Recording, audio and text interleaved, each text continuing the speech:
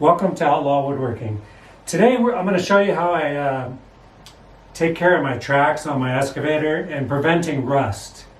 And I've been doing this for many years on a lot of different equipment. And what I do is I'll pressure wash, like you see right here, I pressure washed and washed the whole tractor and got as much mud from inside the tracks and off the tractor as possible. Then I'll take a whole can of WD-40 and I'll coat all the exposed metal.